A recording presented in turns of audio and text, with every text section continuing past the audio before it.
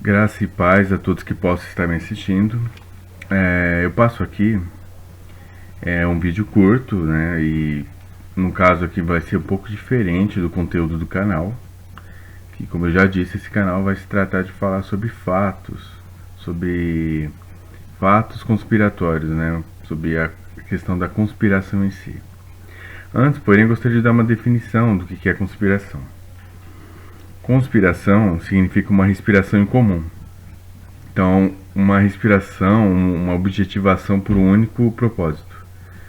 Então, quando se fala de uma conspiração mundial, estamos falando de pessoas que estão juntas no mesmo objetivo, em cumprimento de agendas. Por que agendas?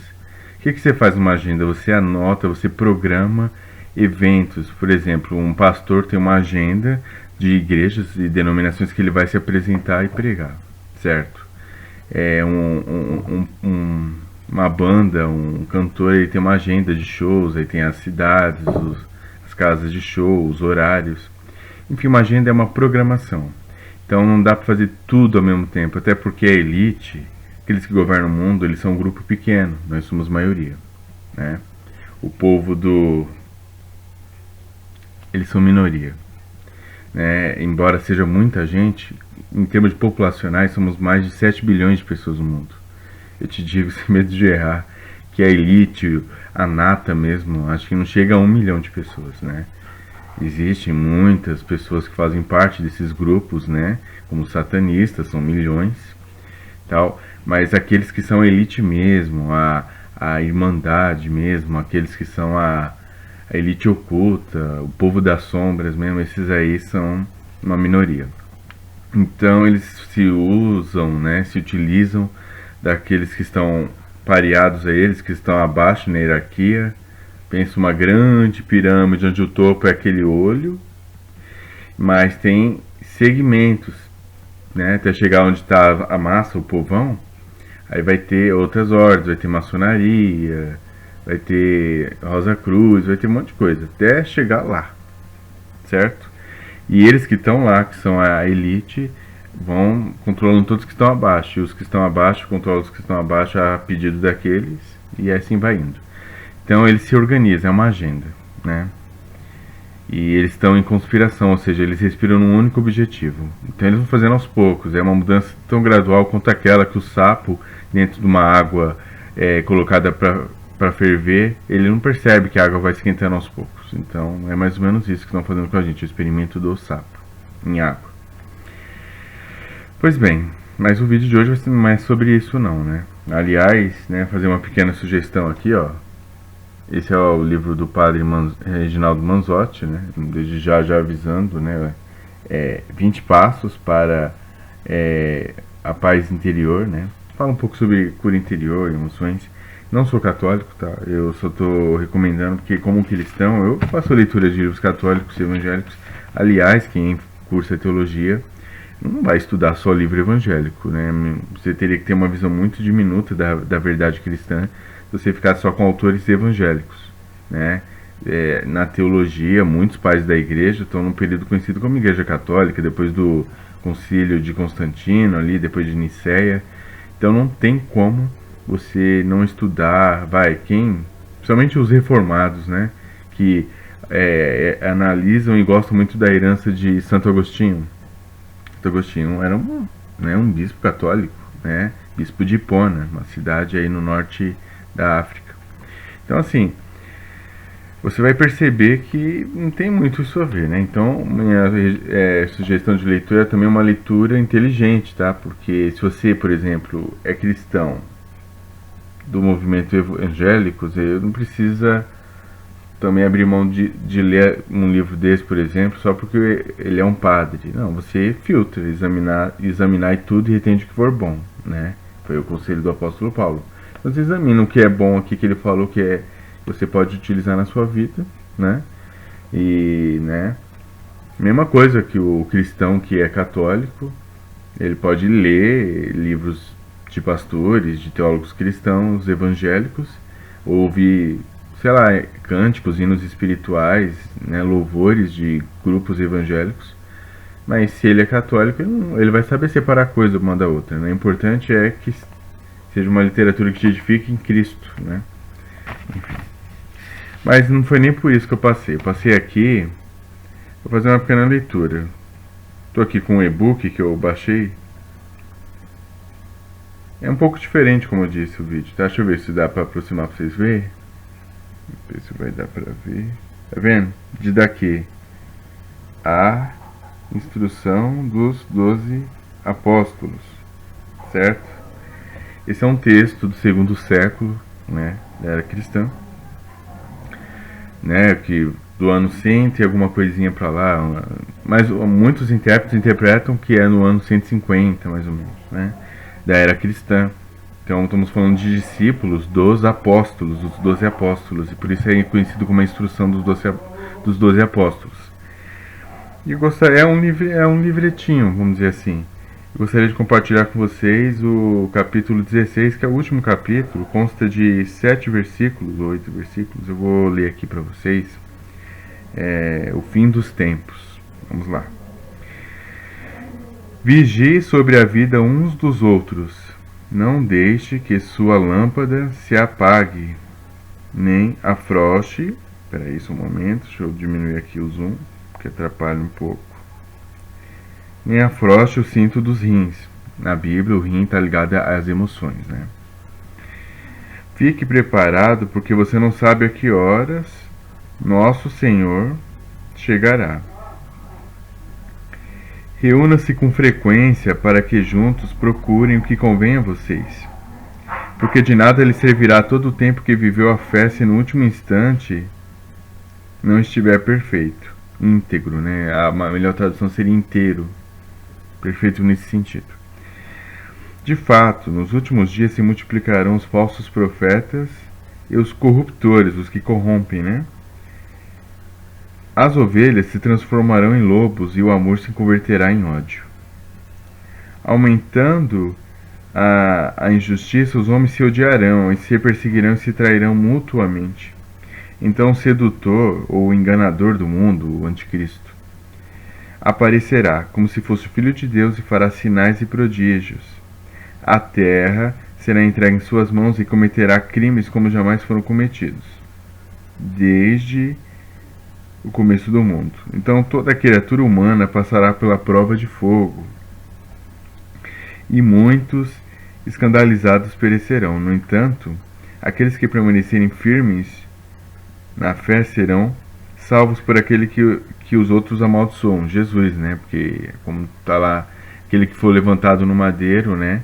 Ele era símbolo de maldição. Jesus foi levantado na cruz, então, somente o povo judeu considerava ali, no contexto que foi escrito, como um maldito Jesus, né? Então, por isso que eles foram tão específicos em dizer aqueles que os outros amaldiçoam, porque a lei judaica dizia isso. Então apareceram sinais da verdade.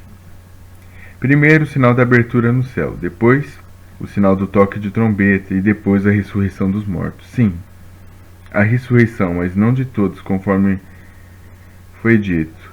O Senhor virá e todos os santos estarão com ele. Então o mundo assistirá ao Senhor chegando sobre as nuvens do céu. Aqui fala sobre a segunda vinda. Então aqui, nesse capítulo 16, em 7 versículos é sumariado todo o período da geração que estiver chegando na etapa final. É como se esses 7 versículos aqui fossem para esses 7 anos da tribulação que virá, sabe?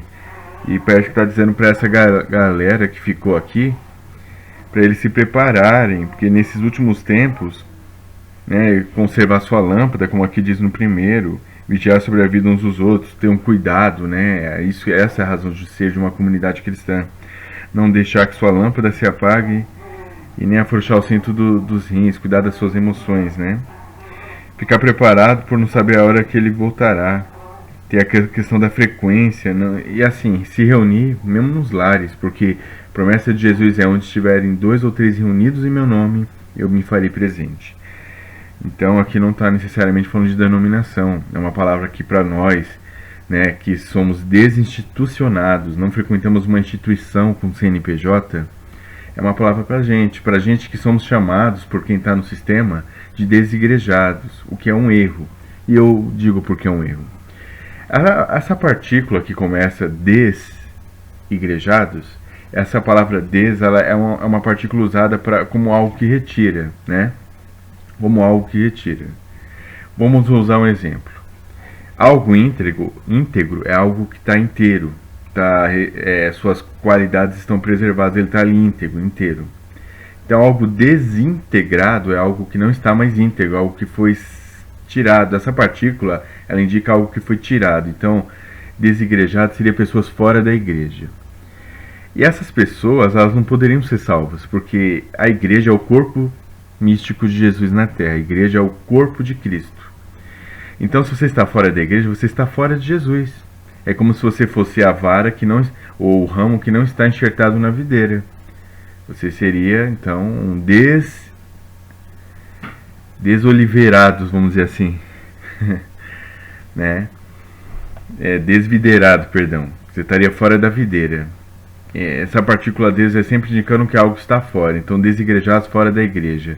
Só que as pessoas dizem isso porque elas tomam contexto. Algumas não tomam na maldade. Porque elas comparam igreja, corpo de Cristo, com denominação. Então, para eles, a Assembleia de Deus é uma igreja, a Batista é outra igreja, a Metodista é outra igreja, a Presbiteriana e assim vai, a Nova Vida. Mas não é. Isso são denominações, são visões que têm seus usos e costumes, sua própria teologia particular, sua própria cosmovisão, embora cristã, mas ali uma coisa mais específica. É uma igreja que tomou aqueles princípios ali para seguir. Mas a igreja, as pessoas. Um templo religioso, um espaço físico, só se transforma em igreja quando as pessoas se reúnem para adorar. Porque a palavra igreja vem do grego, eclésia, é assembleia, reunião. Essa mesma palavra era usada lá na Grécia para os ajuntamentos políticos, né? Era a eclésia dos cidadãos ali em Atenas. Então, assim, é a reunião. Então, enquanto um local, um espaço físico, chamado de templo, embora a palavra de Deus é bem específica, que o templo do Espírito Santo somos nós, né? O templo não feito por mãos humanas, né? De corpo, de carne e sangue, feito por Deus, pelo Criador. E o Eterno não habita em templo feito por mãos humanas. Ele mesmo diz em sua palavra, né? Quando Davi propôs a construção do templo, Deus disse isso para ele: eu não habito em templo feito por mãos humanas. Mas ele quis honrar ao Criador, ao Eterno, com uma morada aqui na Terra, mas não era necessário, entende? Mas, né, era também uma estratégia, foi um meio de unificação do reino ali de Davi, porque eram 12 tribos, cada um de uma origem. Então, para haver alguém desagradado e querer sair e fundar seu próprio reino, poderia ter acontecido, né? Então, o elemento de culto unificado na capital do país fez com que tudo mantesse ali, né? Tudo junto ali, tudo amalgamado ali. Então, mas eu já meio que saindo do assunto, retornando. Eu quis compartilhar com vocês esse pequeno texto da Didaquê, texto aí de pelo menos seus 18 a 19 séculos atrás, porque é necessário que a gente retome essa abordagem de que somos a última geração. Por quê? Aquela geração, ela vivia como se fosse a última, como se Jesus estivesse voltando. E qual era o resultado disso? Eles viviam o momento da maneira mais cristã possível. Aquela geração ganhou muita gente da sociedade, entre pessoas pobres e escravos. No Império Romano era a maioria praticamente, mas até patrícios, pessoas ali que eram da elite, pessoas que eram aristocratas. E foi assim que o cristianismo sacudiu o mundo do seu tempo ali, né? Estamos falando na antiguidade. Foi assim que o cristianismo se tornou a maior fé espiritual no Ocidente.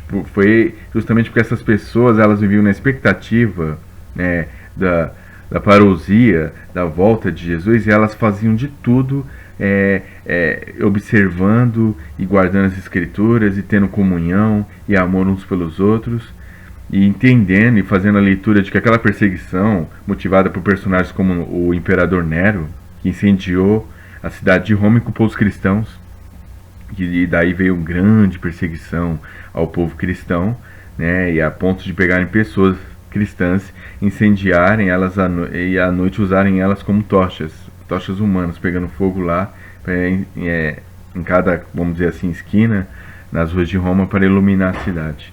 Então muitas atrocidades foram feitas pelos cristãos e eles viviam aquilo como se fosse sinal da vinda de Cristo, porque a gente sabe que vai ser assim. Aquilo foi um microcosmo do que vai ser, porque né, ali era um estudo de Satanás sobre a questão do anticristo, e é o que vai ser agora com a vinda dele, desse personagem na política, já está entre nós, tá? Ele não vai nascer agora. Pelos tempos a gente já identifica que está muito próximo do governo do anticristo, não sabemos quando. Existe pré-tribulacionismo, meso-tribulacionismo e pós-tribulacionismo, cada um com a sua visão, com a sua interpretação. A minha é meso-tribulacionista, meso-tribulacional ou mid-tribulacional. Eu acredito que a igreja vai ficar até a metade do período e a gente vai passar por muitas coisas. Por quê? Por que eu estou trazendo isso nesse canal? Porque isso é uma questão de conspiração, tá? Essas pessoas, elas têm uma objetividade. Elas estão realmente preparando o caminho para a vinda do anticristo. É uma geração de João Batistas, mas de João Batistas do maligno, do adversário. Eu já falei aqui que no satanismo é tudo um efeito espelho do que é o cristianismo, né? Satanás, ele sempre quis copiar a ação de Deus, né? Então, se existe a Trindade, e existe a Trindade, é um conceito, a palavra em si não está na Bíblia, que é uma palavra latina, a Bíblia foi escrita, o Novo Testamento foi escrito em grego, mas o conceito está lá.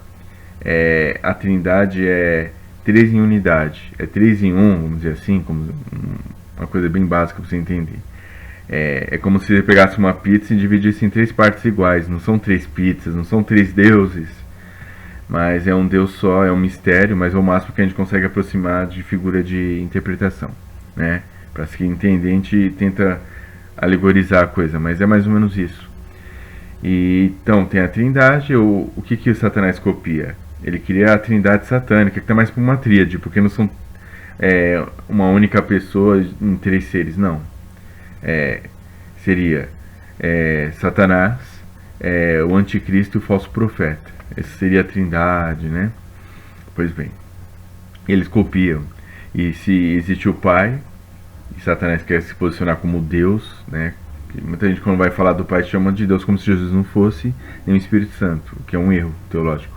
Mas muita gente fala, não graças a Deus, a Jesus Cristo e ao Espírito Santo. Parece que essa pessoa está falando que Deus é só o Pai e Jesus e o Espírito Santo não é, né? Porque elas se separam como Deus o Pai, Deus, Jesus e o Espírito Santo. Na verdade, quando você fala Deus, você está se referindo à Trindade em si, né?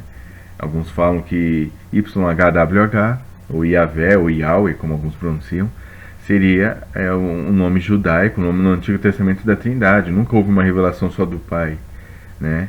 Na verdade, a compreensão foi gradual, até chegar no cristianismo ao entendimento que são 3, né? Jesus estava lendo no batismo, uma voz veio do céu, o Espírito Santo desceu em forma de pomba, e uma voz do céu disse: esse é meu filho amado, né, em quem minha alma se alegra, né? Então, assim, naquele momento você viu a revelação trinitária, a Trindade. O Pai, o Filho e o Espírito Santo estavam ali, e não poderiam ser a mesma pessoa vestindo máscara diferente, não tem como.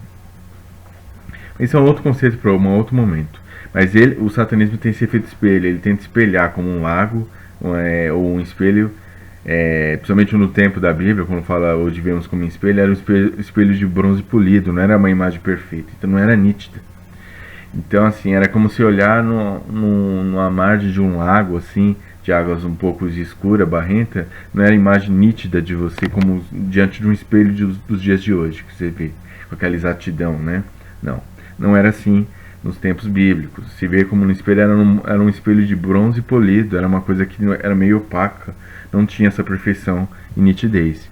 Então, é isso que o satanismo é. Então, se tem um Cristo, ele tem que trazer um anticristo, né?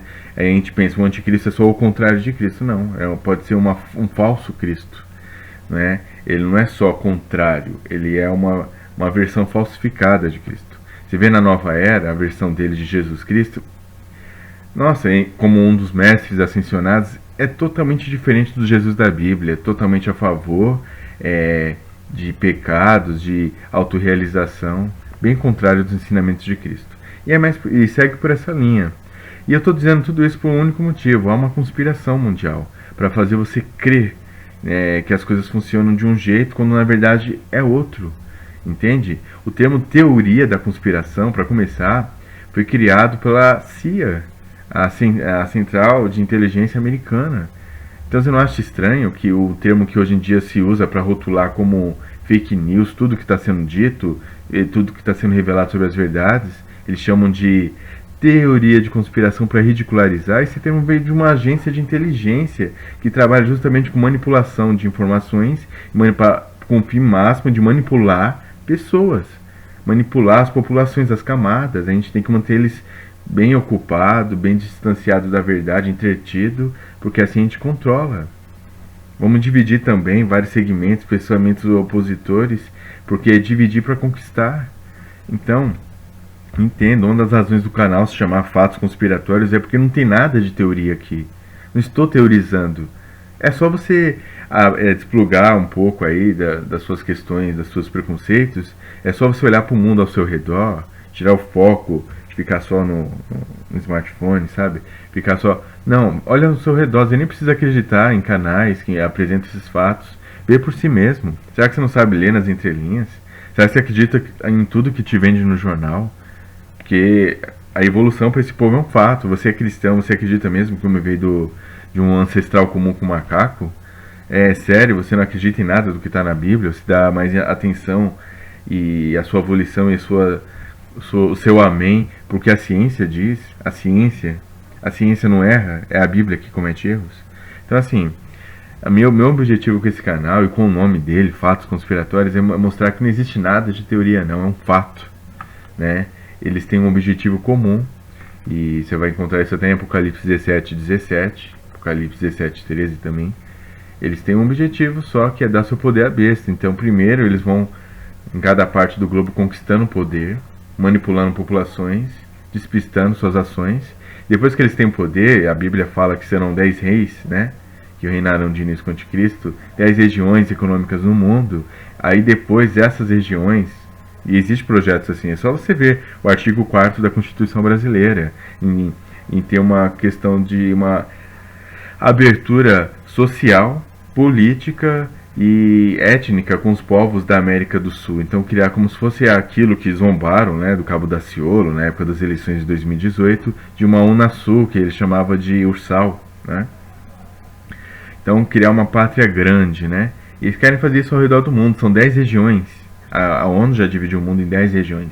Então um representante de cada uma dessas regiões vai ter poderes como se fosse um rei local, e um dia eles vão entregar todo esse poder a uma pessoa, um líder, o anticristo. E de início vai ser como se fosse uma Liga das Nações, né?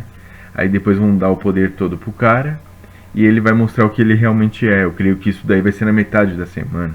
Seja como for, é mais fácil a gente aceitar o fato de que vivemos em tempos assim, e que, como foi lido aqui, você tome cuidado para que não se apague a sua lâmpada, não se apague a luz que há em ti. Esse mundo é muito trevoso. Você não pode permitir que isso aconteça. E eu quero até dar mais uma olhada aqui. Vigie uns sobre os outros, não deixe que sua lâmpada se apague. Reúna-se com frequência. Nos últimos dias se multiplicarão os falsos profetas, né? Naquele tempo já tinha. Se você ler ali as cartas do apóstolo Paulo, as cartas gerais ali de outros apóstolos, o apóstolo Pedro, já havia gnósticos se infiltrando, já havia pessoas dos nicolaítas, já havia um monte de seitas, os ibionitas já estavam ali surgindo, questionando a divindade de Cristo, né? Falsos irmãos, que na verdade eram judeus infiltrados, queriam falar que Jesus, né, o Yeshua, né, como era a fala ali na época, era apenas um profeta, não era Deus, eram os ibionitas. Outros ali que nem os gnósticos, querendo dizer que o Pai de Jesus Cristo não é o mesmo Deus do Antigo Testamento, que o Deus do Antigo Testamento que criou o mundo seria um demiurgo. Vocês já ouviram isso daí, né? Tem essas fake news até hoje aí no YouTube. Pois bem, vigiemos. Vamos ali nos revestir da armadura de Efésios 6, o capacete da salvação, para blindar nossa mente dessas fake news. Isso sim, fake news, tá? Isso inserida isso inserido justamente para contaminar a pregação da palavra. As pessoas ficarem com dúvidas, não aceitarem mais. Então tá. Chamaram bem atenção para isso, ó, que o enganador, né, o sedutor, aqui colocou um termo muito melhor. Uma das versões que eu li estava o enganador, que ele realmente vai ser uma obra de grande engano, né? Uma grande covardia. Muitas pessoas vão ser pegas ali de surpresa. Até hoje tem gente acreditando que a marca da besta, quando for a marca da besta, elas vão saber, porque o diabo não pode nos enganar, mas ele é o pai da mentira, ele age pelo engano, ele nunca vai falar que é a marca da besta, né? Então você tem que vigiar, porque a Bíblia diz aqui que é um número de homem, ela indica aqui que ninguém compra nem vende, é uma coisa que está ligada ao sistema social. Quando vierem falando de chip, ou de algum dispositivo que você tem que pôr no seu corpo, como aquela imunização de Bill Gates, que deixa uma marca que é vista, que possui uma substância chamada luciferase, que reage com o leitor de um aparelho celular para identificar que você tomou, aí você vai poder entrar nos lugares, comprar ou vender. Então assim, vigie tudo que tiver ligado a isso, porque a ideia pode evoluir de um chip para uma coisa mais óbvia ou menos óbvia. Não vai estar escrito marca da besta, não vai estar escrito 666. Então vigia, porque a ação do mal é de grande engano. E de sedutor. O que é o trabalho de sedução? É algo que vai te conquistar, algo que vai te deixar assim, nossa, maravilhado, nossa, uau, coisa incrível, né? A tecnologia vai ajudar muito nisso, né? Então, o sedutor do mundo aí virá e ele cometerá crimes como jamais desde o início do mundo, entende? Ele aparecerá como se fosse filho de Deus, o salvador da humanidade, né? E haverá então toda a criatura humana passará pela prova de fogo. Qual é? Se você vai aceitar ou não, se você vai aceitar essa obra de grande sedução, se você vai ficar fiel a Deus. Essa é a prova de fogo. Você sabe que no fogo é que se refina a prata, né? Então vamos ver se você é uma prata mesmo, ou se você é a escória. A prova do fogo. E aí depois aqui fala sobre a questão de muitos perecerem, né? Muitos morrerão na fé, né? Por causa da iniquidade, o amor de muitos se esfriará. Então, brevemente aí vamos ver aí a vinda do nosso Senhor aí sobre as nuvens do céu. É um tema polêmico a questão do arrebatamento, nem todos aceitam isso como um fato, né? Eu acredito no arrebatamento, que é mesotribulacional para mim. Não é no início, não é antes do anticristo governar. É na metade, quando ele vai romper com os judeus, vai sentar no templo de Deus querendo ser como Deus. É ali que para mim é o momento do arrebatamento, né? E o tormento de Jacó, né? A grande aflição de Israel começa. Então, meus irmãos, é isso que eu gostaria de compartilhar, uma palavra aí de ânimo, uma palavra de alerta, melhor dizendo, porque temos um texto tão antigo e tão atual. A gente tem que cuidar, principalmente para não aconteça com a gente, com tudo que a gente está vendo, que fala aqui no versículo 3 desse capítulo 16, que é: os últimos dias se multiplicarão os falsos profetas, coisa que a gente já vê, e os corruptores, os que corrompem a fé, né? E muitas ovelhas se transformarão em lobos. Temos que tomar cuidado, porque o fenômeno que a gente vê com pessoas, líderes que caem em desgraça, se tornam os falsos profetas, que ontem eram, eu não quero nem mencionar nomes, mas se eu talvez falar assim, vocês sabem o que eu estou falando, como um famoso youtuber que está em muitos podcasts, o ex-satanista que se converteu, né? E nossa, o testemunho dele, os vídeos dele antigos e os livros edificaram a vida de muita gente, incluindo a mim, né? Mas infelizmente agora ele está defendendo a questão da homoafetividade, ele está defendendo aí que o suicídio não é pecado, que quando o ateu morrer vai para o céu, que os demônios vão ser perdoados. Então assim, quando a pessoa começa a se afastar assim, ela está nesse processo de ovelha se transformando em lobo. É o mesmo processo do falso profeta, que um dia foi verdadeiro, que um dia pregava a verdade, e de repente o cara viu que dá para lucrar com a mentira. E aí ele se torna um balão da vida que começa a ensinar, a lançar tropeços para o povo de Deus. Então, vigiemos, irmãos, vigiemos, porque estamos na reta final. Não adianta nada você nadar por quilômetros, por milhas aí no mar, e só para se afogar na praia e morrer na praia, né? Não adianta. Então, vigiemos e oremos, porque os tempos são tristes, né? Procuremos literatura edificante, não precisa ser esse livro, tá? Só estou indicando isso porque eu estou lendo ele no momento. Eu seleciono, eu tenho um respeito por muitos dos santos da Igreja Católica, no que diz respeito à sua conduta de vida, sua devoção a Deus. Mas eu jamais faria orações a eles, né? Todo respeito a você que é católico que possa estar vendo esse vídeo. Eu admiro a vida dos santos, mas eu não compraria uma imagem deles e colocaria em casa. Eu sei que existe na crença católica a questão dos 3 tipos de culto, que é a latria, que seria a adoração a Deus, a dulia, né, aos santos, culto aos santos, e a hiperdulia, o culto à Virgem Maria. Mas assim, Maria é uma mulher fantástica, foi a mãe do Salvador aqui na Terra. Embora ele seja o verbo pré-existente, que desde a eternidade, de eternidade em eternidade sempre foi Deus, ele encarnou no ventre da Maria, bendita entre as mulheres, a mulher que teve o privilégio, ela e José, né, que eu imagino, que orgulho você ser, e que honra e que responsabilidade você ser o pai humano de alguém divino e você ensinar sua profissão, você ensinar sobre a vida para aquele que criou todas as coisas pelo poder da sua palavra. É incrível. O privilégio de Maria e José, o casal abençoado, né? Um dia na eternidade eu quero perguntar muito como foi, porque a gente imagina, mas vai ser gostoso ouvir deles.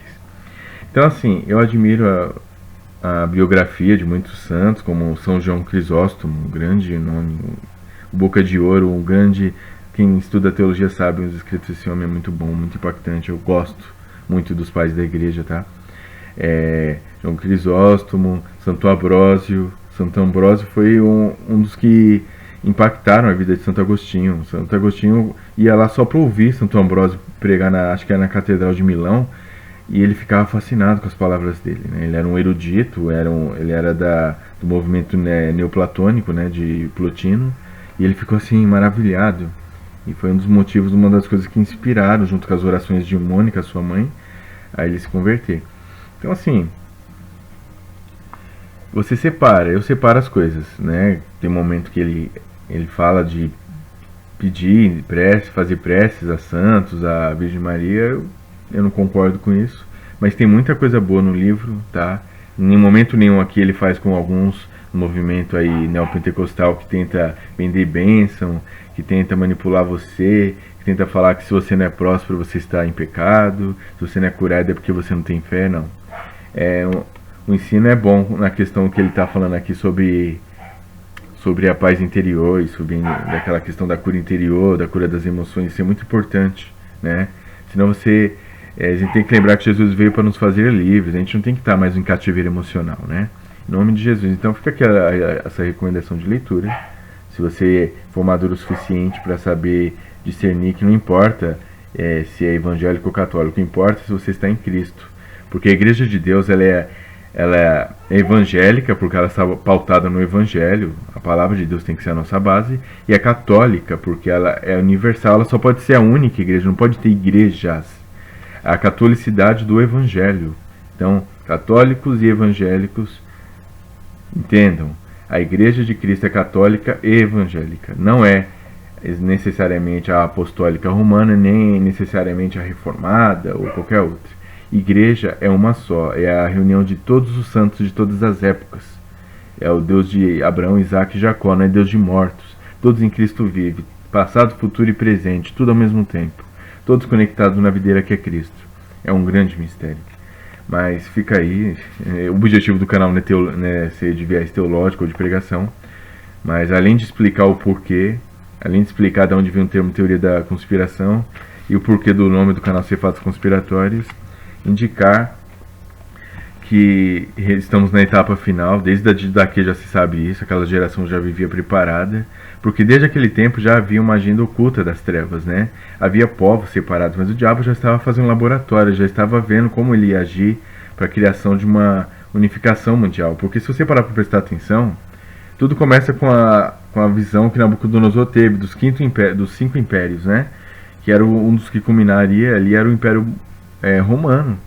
Porque para e pensa, todos os outros impérios ali foram grandes, Babilônia e tal, mas eles eram tanto regionais, era meio que ali naquela questão do Oriente Médio. Aí com Alexandre o Grande começou a expandir um pouco, veio Grécia, e foi tudo gradualmente ali, daquele mundo ali da Mesopotâmia, foi se expandindo, expandindo, expandindo, englobando o Mediterrâneo, que é o Império Romano, né? O Império Romano, para você ter uma ideia, no seu auge, ele foi da Inglaterra, ali na época de Adriano, até próximo ali da Babilônia. Com Alexandre o Grande, era mais ou menos ali Macedônia, Grécia, uma parte ali, se não me falha a memória, da Itália, dos Balcãs ali, até o rio Indo, na Índia. Então, assim, aos poucos a coisa foi aumentando de leque.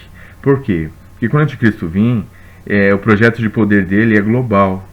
Tanto é que de início vai ser 10 regiões. É mais fácil você unificar as regiões, está aqui o planisfério da Terra, e você vai, América do Sul, reúne, África Ocidental, tal, enfim, as regiões todas se reúnem em blocos, como a União Europeia, tal, os tigres asiáticos, Mercosul, sei lá.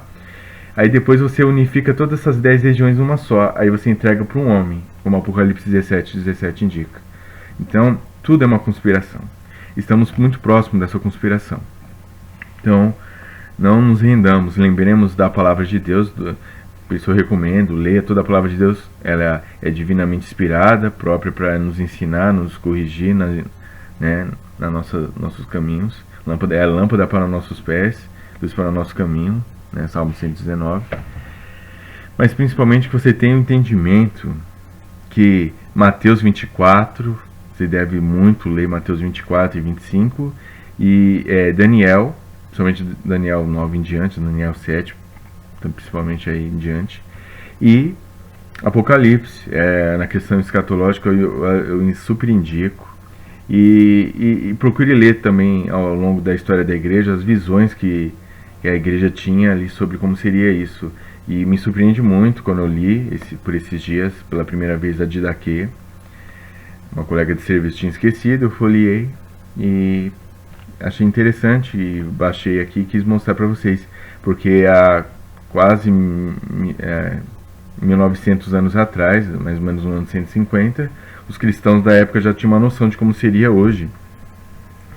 Antes do cânon do Novo Testamento estar totalmente pronto, todo mundo ter acesso, a Didaquê era um dos escritos não canônicos, mas que circulava entre as igrejas, que já mencionava isso antes do Apocalipse ser algo assim que toda igreja tinha acesso, que foi escrito no ano 90, ainda era uma coisa assim que tinha igrejas ainda aqui em localidades da cristandade que ainda não tinha acesso ao Apocalipse de João, mas já tinha acesso ao que a Didaquê falava, e já falava isso daí sobre os falsos profetas, sobre o enganador vir, sobre a prova de fogo que a humanidade estará, vai ser como nunca foi antes.